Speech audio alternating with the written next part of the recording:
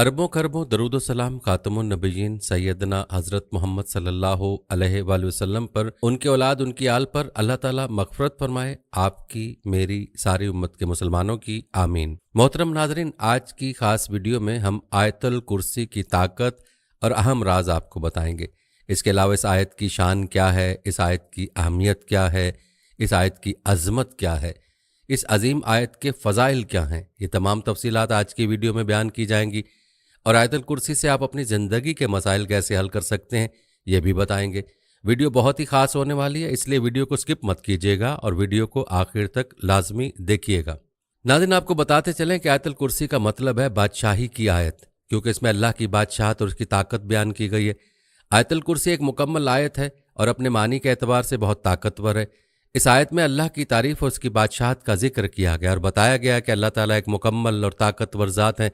अपनी इस खसूसियत के बायस ये आयतुल कुर्सी इंसानों को ख़तरात और दूसरी बलाओं से महफूज रखने के लिए मौसर है। हज़रत अबी बिन काब बयान करते हैं कि नबी करीम सल्लल्लाहु अलैहि वसल्लम ने उनसे सवाल किया कि किताबुल इनाम में सबसे अजीम आयत कौन सी है, तो कहने लगे कि अल्लाह और उसके रसूल सल्लल्लाहु अलैहि वसल्लम को ही ज़्यादा इल्म है। ये सवाल कई बार दोहराया और फिर फरमाने लगे कि वो आयतुल कुर्सी है। इसी तरह अबू हुरैरा बयान करते हैं कि रसूल करीम सल्लल्लाहु अलैहि वसल्लम ने फरमाया, सूरतुल बकरा में ऐसी आयत है जो कि कुरान की तमाम आयत की सरदार है, वो जिस घर में भी पढ़ी जाए उससे शैतान निकल भागता है, वो आयतुल कुर्सी है। एक और हदीस पाक में नबी करीम सल्लल्लाहु अलैहि वसल्लम ने फरमाया, जिसने हर फ़र्ज नमाज के बाद आयतुल कुर्सी पढ़ी, उसे जन्नत में दाखिल होने से सिर्फ मौत ही रोक सकती है। नाज़रीन, सही बुखारी की रिवायत से ये बात भी साबित होती है कि जो इंसान सोने से पहले आयतुल कुर्सी की तिलावत करेगा तो सुबह तक उसकी हिफाजत का जिम्मा अल्लाह के हुक्म से फरिश्ते करेंगे।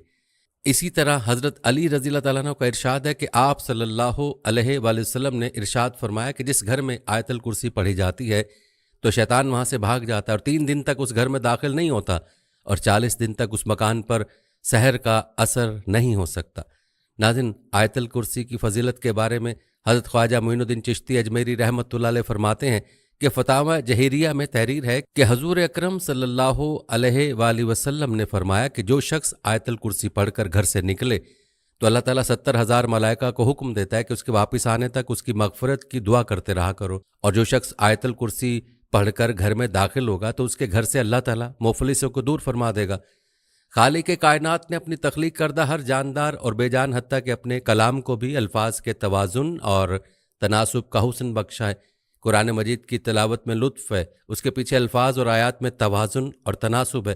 यही वजह थी कि जब कुफ़ार जो कुरान को इंसान का कलाम कहते थे, उनको चैलेंज दिया गया कि अगर तुम इस शक में हो तो मेरे बंदे पर नाजिल शुदा किताब के बारे में तो इस जैसी कोई एक सूरत ही ले आओ और अल्लाह के सिवा जो कोई तुम्हारे मददगार है उन्हें भी बुला लो। नाज़रीन, याद रहे कि आयतुल कुर्सी की फजीलत में बहुत सारी रिवायत भी और वाक़यात भी मनकूल हैं, जिनमें आयतुल कुर्सी में पोशीदा राज भी बयान हुए। यहाँ आपको आयतुल कुर्सी के हवाले से चंद रिवायात बता दें, ज़रा गौर से मुलाहजा कीजिएगा ताकि आप आयतुल कुर्सी के पोशीदा राज जान सकें। नाज़रीन, इब्न कसीर रहमुल्लाह सूरह बकरा की आयतुल कुर्सी की तफसीर करते हुए कहते हैं, ये आयतुल कुर्सी है जिसकी फजीलत में नबी सल्लल्लाहु अलैहि वसल्लम से सही हदीस में मनकूल है कि किताबुल्लाह में आयत सबसे अफजल आयत है। अबी बिन काब रज़ी अल्लाह तआला अन्हु बयान करते हैं कि नबी सल्लल्लाहु अलैहि वसल्लम ने इनसे सवाल किया कि किताबुल्लाह में सबसे अजीम आयत कौन सी है, तो कहने लगे कि अल्लाह और उसके रसूल सल्लल्लाहु अलैहि वसल्लम को ही ज़्यादा इल्म है। ये सवाल कई बार दोहराया और फिर फरमाने लगे कि वो आयतुल कुर्सी है। फरमाने लगे, ए अबुल मंजर, इल्म मुबारक हो, उस ज़ात की कसम जिसके हाथ में मेरी जान है, इस आयत की ज़ुबान और होंठ होंगे अर्श के पाए के सामने अल्लाह ताला की पाकी बयान कर रही होगी। इसी तरह अब्दुल्ला बिन अबी बिन काब रज़ी अल्लाह तआला अन्हु बयान करते हैं कि उनके वालिद के पास खजूरें रखने की जगह थी। अब्दुल्ला रज़ी अल्लाह तआला अन्हु बयान करते हैं, मेरे वालिद उसका ख्याल रखते थे तो एक दिन उन्होंने उसमें खजूरें कम देखीं। वो बयान करते हैं कि उन्होंने उस रात पहरा दिया तो रात एक शख्स नौजवान की शक्ल में आया। मैंने उसे सलाम किया और उसने जवाब दिया। वालिद कहते हैं, मैंने उससे कहा तुम जिन हो या कि इंसान? उसने जवाब दिया कि मैं जिन हूँ। वो कहते हैं, मैंने उसे कहा अपना हाथ दो, उसने अपना हाथ दिया तो वो कुत्ते के हाथ की तरह और बालों की तरह था। मैंने पूछा कि क्या जिन इसी तरह पैदा किए गए? वो कहने लगा कि जिनों में तो मुझसे भी सख्त किस्म के जिन हैं। मैंने कहा कि तुझे ये चोरी करने पर किसने उभारा? उसने जवाब दिया कि हमें इतला मिली कि आप सदका और खैरात पसंद करते हैं, तो हमने ये पसंद किया कि हम तेरा गल्ला हासिल करें। عبداللہ بن ابی کہتے ہیں کہ اسے میرے والد نے کہا کہ وہ کون سی چیز ہے جو ہمیں تم سے محفوظ رکھے؟ اس نے جواب میں کہا یہ آیت الکرسی ہے۔ پھر وہ نبی صلی اللہ علیہ وآلہ وسلم کے پاس گئے اور سارا قصہ بیان کیا تو نبی صلی اللہ علیہ وآلہ وسلم نے فرمایا کہ اس خبیث نے سچ کہا ہے۔ ناظرین، آپ کو بتاتے چلیں کہ آیت الکرسی کے 9 حصے ہیں اور ان 9 حصوں کو اللہ نے بہت ہم آہنگی سے بنایا۔ اس آیت کے تمام 9 حصے اقرار اور نفی پر مشتمل ہیں۔ یاد رہے کہ ان میں نفی کا مطلب کسی لفظ سے انکار نہیں بلکہ اس لفظ میں موجود باتوں کا انکار ہے۔ اقرار کا مطلب کسی چیز یا بات کو ماننا اور تسلیم کرنا، جبکہ نفی کا مطلب اس بات یا چیز سے انکار کرنا۔ جیسا کہ پہلی آیت میں نفی کی بات اس طرح کی گئی کہ اللہ جس کے سوا کوئی معبود نہیں، یعنی اللہ اپنے سوا کسی اور خدا کی نفی کر رہا ہے۔ پھر فرمایا گیا وہ ہمیشہ زندہ رہنے والا ہے۔ یہاں اقرار کیا گیا کہ اس کی ذات ہمیشہ سے تھی اور ہمیشہ رہے گی اور باقی سب کچھ فنا ہو جائے گا۔ ناظرین، اقرار اور نفی کا یہ منفرد تسلسل اس پوری آیت میں دیکھنے کو ملتا ہے، جیسا کہ اس کے دوسرے حصے میں نفی کا ذکر ہے کہ نہ اس کو اونگ آتی ہے نہ نیند۔ پھر اقرار کا ذکر ہے کہ جو کچھ آسمانوں میں ہے اور جو کچھ زمین میں ہے سب اسی کا ہے۔ پھر ذکر ہے کہ کون ایسا شخص ہے جو اس کے حضور اس کی اجازت کے بغیر سفارش کر سکے، یہ نفی ہے۔ اگلی آیت میں ارشاد ہے جو کچھ لوگوں نے روبرو ہو رہا ہے اور جو کچھ ان کے پیچھے ہو چکا ہے اسے سب معلوم ہے، یہ اقرار ہے، اور اس کی معلومات میں سے کسی چیز سے دسترس حاصل نہیں کر سکتے۔ ہاں، جس قدر وہ چاہتا ہے اس میں نفی کی گئی کہ اللہ کے سوا کسی کو اختیار حاصل نہیں، اس کی بادشاہی اور علم آسمان اور زمین سب پر حاوی ہے۔ یہاں اقرار کیا گیا ہے اللہ تعالیٰ کی بادشاہت کا اور اسے اس کی حفاظت کچھ بھی دشوار نہیں، یہاں نفی ہے۔ بڑا عالی مرتبہ اور جلیل القدر ہے، بس آخری جملے میں اقرار ہے کہ وہی سب سے بڑا ہے۔ اب اسی آیت میں ایک اور گہرا راز بھی پوشیدہ ہے جسے اگر آپ جانیں گے تو یقیناً حیران ہو جائیں گے کہ الفاظ اور حروف کا یہ زبردست ملاپ واقعی قرآن کا اصل حسن ہے۔ آیت الکرسی کے پہلے جملے میں ہم اللہ کی 2 صفات کو دیکھ سکتے ہیں، یعنی زندہ اور ہمیشہ رہنے والا۔ اب اس آیت کے آخری جملے میں بھی اللہ کی 2 صفات بیان کی گئی ہیں، یعنی عالی مرتبہ اور جلیل القدر۔ پھر اس آیت کے دوسرے اور 8ویں حصے کو اگر گہرائی سے دیکھا جائے تو دونوں میں اللہ کے بارے میں ایک ہی بات بیان کی گئی ہے کہ وہ کسی قسم کی تھکاوٹ سے پاک ہے۔ جب اللہ کسی چیز کی حفاظت کرتا ہے تو اسے نہ نیند آتی ہے اور نہ اونگ، اور زمین و آسمان کی نگرانی بھی اللہ کو تھکاتی نہیں ہے۔ پھر اس آیت کے تیسرے اور 7ویں حصے کو دیکھنے سے معلوم ہوتا ہے کہ آپس میں ملتے جلتے ہیں۔ ان حصوں میں اللہ تعالیٰ انسان کو باور کراتا ہے کہ وہ نہ صرف زمین و آسمان کا مالک ہے بلکہ تمام کائنات میں پھیلی ہوئی ہر شے کا بادشاہ بھی ہے۔ اسی طرح چوتھے اور چھٹے حصے میں اللہ انسان کو اس کے کمزور اور اللہ کے محتاج ہونے کی یاد دہانی کراتا ہے، اور پھر کہتا ہے سوائے اس انسان کے جسے اللہ خود طاقت عطا کر دے۔ ناظرین، یوں پہلا اور آخری، دوسرا اور 8واں، تیسرا اور 7واں، چوتھا اور چھٹا حصہ ایک دوسرے سے منسلک ہیں، لیکن 5ویں حصے میں کیا ہے؟ اب سب سے حیران کن اور زبردست بات اس آیت کا درمیانہ اور 5واں حصہ ہے۔ اس میں اللہ انسان کو بتاتا ہے کہ وہ جانتا ہے کہ اس آیت میں اس نے پہلے کیا بیان کیا اور بعد میں کیا بیان کیا۔ اب غور کریں کہ کون ایسی باتیں بتا رہا ہے؟ بے شک اللہ۔ اور جس طرح اللہ ان تمام باتوں کو بیان کر رہا ہے تو ایسی زبردست وضاحت اللہ کے سوا کو اور کوئی نہیں کر سکتا، جو اس بات کا بھی ثبوت ہے کہ قرآن لکھے الفاظ نہیں بلکہ اللہ کا کلام ہے جس پر ہر ایک حرف اللہ نے فرمایا۔ ناظرین، دراصل یہ اللہ تعالیٰ کے کلام کا حسن ہے اور قرآن پاک کی بلاغت کو سمجھنا عام انسان کے بس کی بات نہیں ہے۔ یاد رہے کہ خود قرآن پاک میں اللہ تعالیٰ نے یہ چیلنج فرمایا تھا کہ کوئی ایک آیت اس کے مثل لے آؤ، لیکن کسی کی یہ جرت نہ ہو سکی کہ اس چیلنج کو قبول کرے۔ یہی وجہ ہے کہ آیت الکرسی جو قرآن پاک کی سب سے عظیم آیت ہے، اس میں بھی جو فصاحت و بلاغت ہے، اس میں جو راز ہیں وہ بہت گہرے ہیں۔ ناظرین، امام احمد رحمہ اللہ بیان کرتے کہ ہمیں محمد بن جعفر نے عثمان بن عتب سے حدیث بیان کی کہ اتاب کہتے ہیں کہ میں نے ابو السلیل کو یہ کہتے ہوئے سنا کہ نبی صلی اللہ علیہ وسلم کے ایک صحابی لوگوں کو حدیث بیان کیا کرتے تھے، حتیٰ کہ لوگوں کی تعداد بہت زیادہ ہو گئی تو وہ گھر کی چھت پر چڑھ جاتے اور یہ حدیث بیان کیا کرتے تھے کہ رسول اکرم صلی اللہ علیہ وسلم نے فرمایا قرآن مجید میں کون سی آیت سب سے زیادہ عظمت کی حامل ہے؟ تو ایک شخص کہنے لگا اللہ لا الہ الا هو الحی القیوم۔ وہ بیان کرتے ہیں کہ نبی صلی اللہ علیہ وسلم نے اپنا ہاتھ میرے سینے پر رکھا تو چھاتی پر میں نے اس کی ٹھنڈک محسوس کی، اور نبی صلی اللہ علیہ وسلم یہ فرمانے لگے اے ابو المنظر، علم کی مبارک ہو۔ ایک دوسری روایت میں ابو ذر رضی اللہ تعالیٰ عنہ بیان کرتے ہیں کہ میں نبی صلی اللہ علیہ وسلم کے پاس آیا تو آپ مسجد میں تشریف فرما تھے تو میں بھی بیٹھ گیا، تو نبی صلی اللہ علیہ وسلم نے فرمایا اے ابو ذر، کیا تو نے نماز پڑھی ہے؟ میں نے نہیں میں جواب دیا تو نبی صلی اللہ علیہ وآلہ وسلم فرمانے لگے اٹھ کر نماز پڑھو۔ میں نے اٹھ کر نماز ادا کی اور پھر بیٹھ گیا تو نبی صلی اللہ علیہ وآلہ وسلم فرمانے لگے اے ابو ذر، انسانوں اور جنوں کے شر سے پناہ طلب کرو۔ وہ کہتے ہیں کہ میں نے رسول اکرم صلی اللہ علیہ وآلہ وسلم سے کہا کہ کیا انسانوں میں بھی شیطان ہوتے ہیں؟ تو نبی صلی اللہ علیہ وآلہ وسلم فرمانے لگے جی ہاں۔ میں نے کہا نماز؟ تو نبی صلی اللہ علیہ وآلہ وسلم فرمانے لگے یہ اچھا موضوع ہے، جو چاہے زیادہ کر لے اور جو چاہے کم کر لے۔ وہ کہتے ہیں میں نے کہا روزے کے بارے میں؟ نبی صلی اللہ علیہ وآلہ وسلم فرمانے لگے فرض ہے، اس کا اجر دیا جائے گا اور اللہ تعالیٰ کے ہاں اور زیادہ اجر ملے گا۔ میں نے کہا کہ اللہ کے رسول صلی اللہ علیہ وآلہ وسلم صدقہ؟ تو وہ کہنے لگے اس کا اجر ڈبل سے بھی زیادہ ہوتا ہے۔ میں نے کہا کون سا صدقہ بہتر ہے؟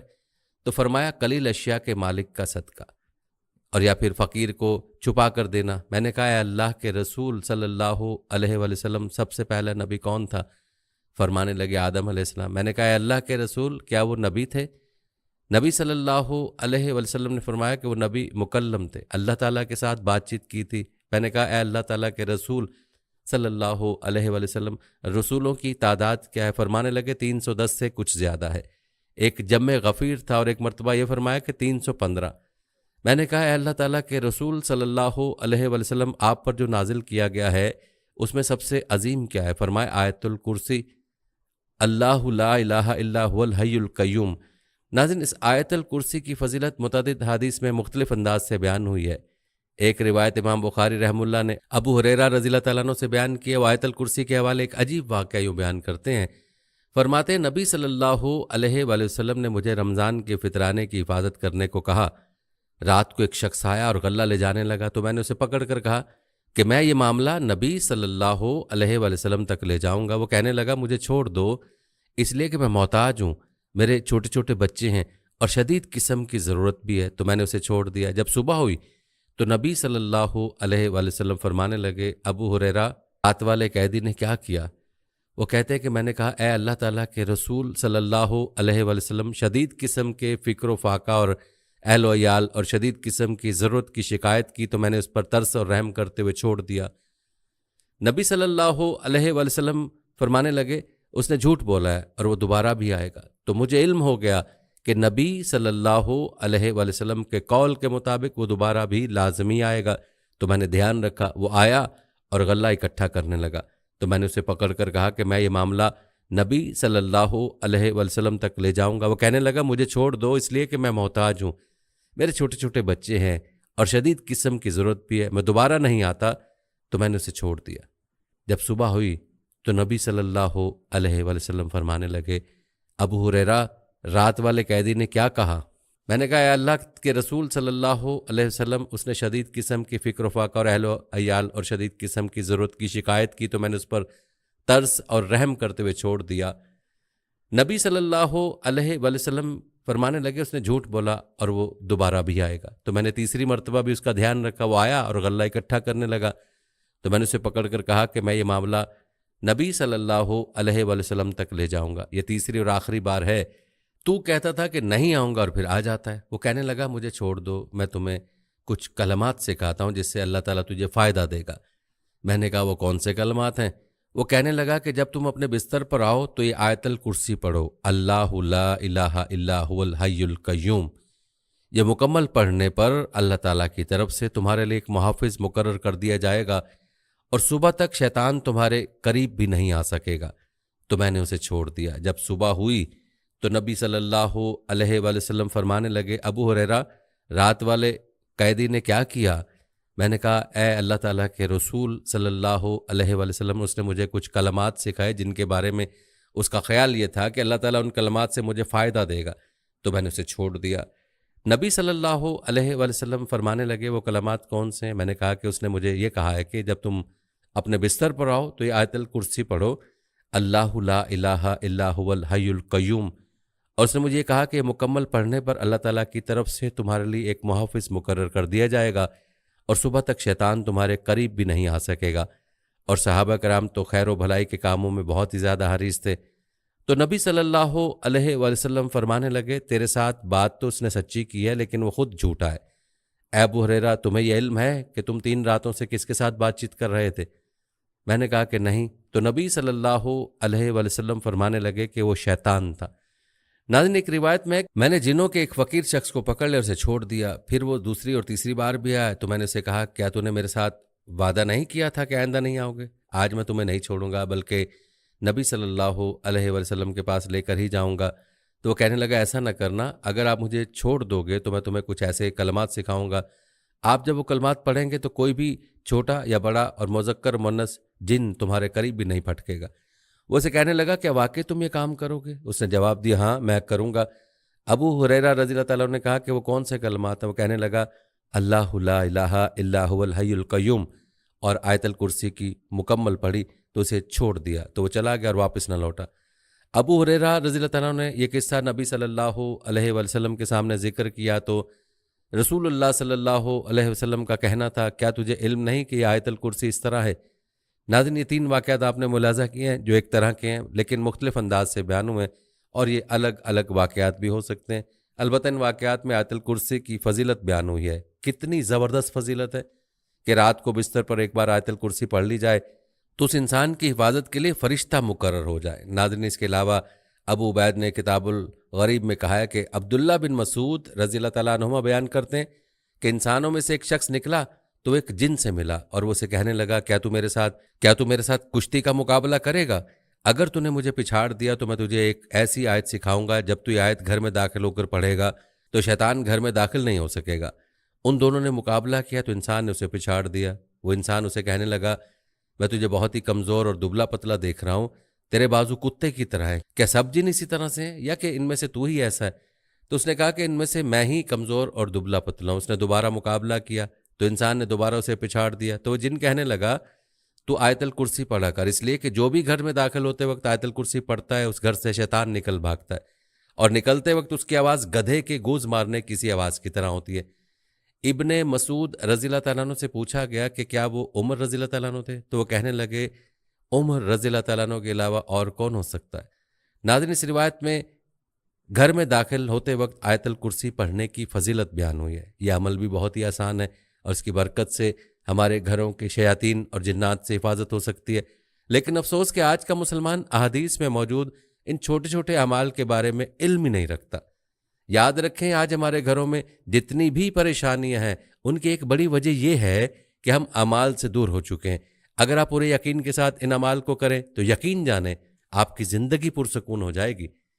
ناظرین، ایک دوسری روایت میں ابن عمر رضی اللہ تعالیٰ عنہ بیان کرتے ہیں کہ ایک دن عمر بن خطاب رضی اللہ تعالیٰ عنہ لوگوں کی جانب گئے جو کہ قطاروں میں کھڑے تھے۔ عمر بن خطاب رضی اللہ تعالیٰ عنہ کہنے لگے کون بتائے گا کہ قرآن کریم میں سب سے بڑی آیت کون سی ہے؟ ابن مسعود رضی اللہ تعالیٰ عنہ کہنے لگے کہ جاننے والے پر آپ کی نظر پڑی، میں نے رسول کریم صلی اللہ علیہ وسلم کو یہ فرماتے ہوئے سنا قرآن مجید میں سب سے عظیم آیت آیت الکرسی ہے، اللہ لا الہ الا هو الحی القیوم۔ ناظرین، آپ نے ملاحظہ کیا کہ آیت الکرسی کی عظمت کئی روایات میں بیان ہوئی ہے۔ اس سے اندازہ لگایا جا سکتا ہے کہ آیت کتنی عظیم آیت ہے۔ اس آیت کے بارے میں یہ بھی بتایا جاتا ہے کہ اس میں اسم اعظم بھی موجود ہے۔ اس آیت کے اسم اعظم پر مشتمل ہونے کے متعلق امام احمد رحم اللہ کا کہنا ہے، اسما بنت یزید کہتی ہیں کہ میں نے رسول کریم صلی اللہ علیہ وآلہ وسلم کو فرماتے ہوئے سنا کہ ان دو آیتوں اللہ لا الہ الا هو الحی القیوم اور الف لام میم اللہ لا الہ الا هو الحی القیوم میں اللہ تعالیٰ کا اسم اعظم ہے۔ امام ترمذی رحم اللہ کا کہنا ہے کہ حدیث حسن صحیح ہے، اور ابو امامہ مرفوعاً بیان کرتے ہیں کہ رسول اللہ صلی اللہ علیہ وسلم نے فرمایا اللہ تعالیٰ کا اسم اعظم جس کے ساتھ دعا کی جائے تو قبول ہوتی ہے، وہ 3 صورتوں میں سورہ بقرہ اور آل عمران اور طٰہٰ۔ حشام جو کہ ابن عمار خطیب دمشق ہیں، ان کا کہنا ہے کہ سورہ بقرہ میں اللہ لا الہ الا هو الحی القیوم اور آل عمران میں الف لام میم اللہ لا الہ الا هو الحی القیوم اور طٰہٰ میں وانت الوجہ الحی القیوم ہے۔ ناظرین، کیسی زبردست فضیلت ہے کہ اس آیت میں اسم اعظم موجود ہے، اور حدیث میں آپ نے ملاحظہ کر ہی لیا کہ اسم اعظم کے ساتھ دعا قبول ہوتی ہے۔ تو ایسے بہن بھائی جو اکثر دعا نہ قبول ہونے کی شکایت کرتے ہیں، ان کو چاہیے کہ دعا سے پہلے آیت الکرسی پڑھ لیا کریں، اس کے وسیلے سے دعا مانگیں، انشاءاللہ دعائیں قبول ہوں گی۔ ناظرین، یہ فضیلت آیت الکرسی کے رازوں میں سے ایسا راز ہے کہ جس کے بارے میں بہت کم لوگ جانتے ہیں، اور جو جانتے بھی ہیں وہ اتنے آسان اسم اعظم کے باوجود بھی اس سے استفادہ نہیں کر رہے۔ تو ناظرین، آپ آج ہی سے آیت الکرسی کو اپنی دعا کا حصہ بنائیں اور اس عزم اعظم کے وسیلے سے دعا مانگیں، انشاءاللہ آپ کو دعائیں قبول ہوں گی۔ ضروری ہے کہ دعا کی قبولیت کی باقی شرائط کا خیال بھی رکھا جائے۔ ناظرین، آپ کو بتاتے چلیں کہ اس توحید کی اہم آیت میں 10 جملے ہیں۔ اللہ لا الہ الا ہو، یہی وہ پیغام ہے جس کی دعوت تمام انبیاء اور رسل نے دی کہ معبود حقیقی صرف اور صرف اللہ تبارک تعالیٰ ہے، وہی پیدا کرنے والا، وہی رزق دینے والا، اور وہی اس پوری دنیا کے نظام کو تنہا چلانے والا ہے۔ اس کا کوئی شریک نہیں ہے، ہم سب اس کے بندے ہیں اور ہمیں صرف اسی کی عبادت کرنی چاہیے۔ وہی مشکل کشا، حاجت روا اور ضرورتوں کو پورا کرنے والا ہے۔ اسے انسان کی ہدایت اور رہنمائی کے لیے انبیاء اور رسل بھیجیں۔ آخر میں تمام نبیوں کے سردار حضرت محمد مصطفیٰ صلی اللہ علیہ وآلہ وسلم کو قیامت تک آنے والے تمام انسانوں کے لیے رحمت للعالمین بنا کر بھیجا۔ الحی القیوم، لفظ حیو کے معنی ہے زندہ، یعنی اللہ تبارک تعالیٰ ہمیشہ زندہ رہنے والا ہے اور وہ موت سے بالاتر ہے۔ اللہ تعالیٰ کے سوا ہر چیز ہلاک اور فنا ہو جانے والی ہے۔ ناظرین، یاد رہے کہ قیوم مبالغہ کا صیغہ ہے، جس کے معنی ہے وہ ذات جو خود اپنے بل پر قائم اور دوسروں کے قیام و بقا کا واسطہ اور ذریعہ ہو۔ قیوم اللہ تعالیٰ کی خاص صفت ہے جس میں کوئی مخلوق شریک نہیں ہو سکتی، کیونکہ جو چیزیں خود اپنے وجود و بقا میں کسی دوسرے کی محتاج ہوں وہ کسی دوسری چیز کو کیا سنبھال سکتی ہیں۔ اس لیے کسی انسان کو قیوم کہنا جائز نہیں ہے، لہٰذا عبد القیوم نامی شخص کو صرف قیوم کہہ کر پکارنا غلط ہے۔ لا تأخذہ سینۃ ولا نوم، ناظرین سینتوں کے معنی اونگ اور نوم ان کے معنی نیند کے ہیں۔ ان دونوں کی نفی سے نیند کی ابتدا اور انتہا دونوں کی نفی ہوگی، یعنی اللہ تعالیٰ غفلت کے تمام اثرات سے کمال درجے پاک ہے۔ لہ ما فی السماوات و ما فی الارض، تمام چیزیں جو آسمانوں یا زمین میں ہیں وہ سب اللہ تعالیٰ کی مملوک ہیں۔ وہ مختار ہے، جس طرح چاہے ان میں تصرف کرے۔ من ذا الذی یشفع عندہ الا باذنہ، جب یہ بات واضح ہو گئی کہ اللہ تعالیٰ ہی کائنات کا مالک ہے، کوئی اس سے بڑا اور اس کے اوپر حاکم نہیں ہے، تو کوئی اس سے کسی کام کے بارے میں باز پرس کرنے کا بھی حقدار نہیں ہے۔ وہ جو حکم جاری فرمائے اس میں کسی کو چون و چرا کرنے کی گنجائش نہیں ہے۔ ہاں، یہ ہو سکتا ہے کہ کوئی شخص اللہ تعالیٰ سے کسی کی سفارش یا شفاعت کرے، سو اس کو بھی واضح کر دیا کہ اللہ تعالیٰ کی اجازت کے بغیر اللہ تعالیٰ کے نیک و مقبول بندے بھی کسی کے لیے شفاعت نہیں کر سکتے۔ رسول اللہ صلی اللہ علیہ وسلم نے ارشاد فرمایا کہ محشر میں سب سے پہلے میں ساری امتوں کی شفاعت کروں گا۔ یہ حضور اکرم صلی اللہ علیہ وسلم کی خصوصیات میں سے ہیں۔ اسی کا نام مقام محمود ہے، جس کا ذکر سورہ اسراء میں آیا ہے۔ یعلم ما بین ایدیہم وما خلفہم، اللہ تعالیٰ لوگوں کے آگے پیچھے کے تمام حالات و واقعات سے واقف ہے۔ ناظرین، آگے اور پیچھے کا یہ مفہوم بھی ہو سکتا ہے کہ ان کے پیدا ہونے سے پہلے اور پیدا ہونے کے بعد کے تمام حالات و واقعات اللہ تعالیٰ کے علم میں، اور یہ مفہوم بھی ہو سکتا ہے کہ آگے سے مراد وہ حالات ہیں جو انسان کے لیے کھلے ہوئے ہیں اور پیچھے سے مراد اس سے مخفی واقعات و حالات ہیں۔ تو معنی یہ ہوں گے کہ انسان کا علم تو بعض چیزوں پر ہے اور بعض چیزوں پر نہیں، کچھ چیزیں اس کے سامنے کھلی ہوئی ہیں اور کچھ چیز چھپی ہوئی ہیں، مگر اللہ تعالیٰ کے سامنے یہ سب چیزیں برابر ہیں۔ اس کا علم ان سب چیزوں کو یکساں محیط ہے۔ وَلَا يُحِيطُونَ بِشَيْءٍ مِّنْ عِلْمِهِ إِلَّا بِمَا شَاءَ، انسان اور تمام مخلوقات اللہ تعالیٰ کے علم کے کسی حصے کا بھی احاطہ نہیں کر سکتے، مگر اللہ تعالیٰ ہی خود جس کو جتنا حصہ علم عطا کرنا چاہیں صرف اتنا ہی اس کو علم ہو سکتا ہے۔ اس آیت میں بتلا دیا گیا کہ تمام کائنات کے ذرے ذرے کا علم محیط صرف اللہ تعالیٰ کی خصوصی صفت ہے، انسان یا کوئی مخلوق اس میں شریک نہیں ہو سکتی۔ واسع کرسی السماوات والارض، یعنی اس کی کرسی اتنی بڑی ہے کہ جس کی وسعت کے اندر ساتوں آسمان اور زمین سمائے ہوئے۔ اللہ تعالیٰ نشست و برخاست اور حیث و مکان سے بالاتر ہے۔ اس قسم کی آیات کو اپنے معاملات پر قیاس نہ کیا جائے، اس کی کیفیت و حقیقت کا ادراک انسانی عقل سے بالاتر ہے۔ البتہ صحیح حدیث سے اتنا معلوم ہوتا ہے کہ عرش اور کرسی بہت عظیم الشان جسم ہیں جو تمام آسمان اور زمین سے بدرجہ بڑے ہیں۔ علامہ ابن کثیر نے بروایت حضرت ابو ذر غفاری نقل کیا کہ انہوں نے حضور اکرم صلی اللہ علیہ وسلم سے دریافت کیا کہ کرسی کیا اور کیسی ہے۔ آپ صلی اللہ علیہ وسلم نے فرمایا، قسم ہے اس ذات کی جس کے قبضے میں میری جان ہے کہ ساتوں آسمانوں اور زمینوں کی مثال کرسی کے مقابلے میں ایسی ہے جیسے ایک بڑے میدان میں انگشتری کا حلقہ یعنی چھلا ڈال دیا جائے، اور بعض احادیث میں ہے کہ عرش کے سامنے کرسی کی مثال بھی ایسی ہے کہ جیسے ایک بڑے میدان میں انگشتری کا حلقہ یعنی چھلا۔ ناظرین، بعض روایت میں کرسی سے مراد حضرت عبداللہ بن عباس رضی اللہ تعالیٰ عنہ سے علم منقول ہے، بعض حضرات سے دونوں پاؤں رکھنے کی جگہ منقول ہے۔ ایک حدیث میں یہ بھی مروی ہے کہ اس کا اندازہ بجز باری تعالیٰ کے اور کسی کو نہیں۔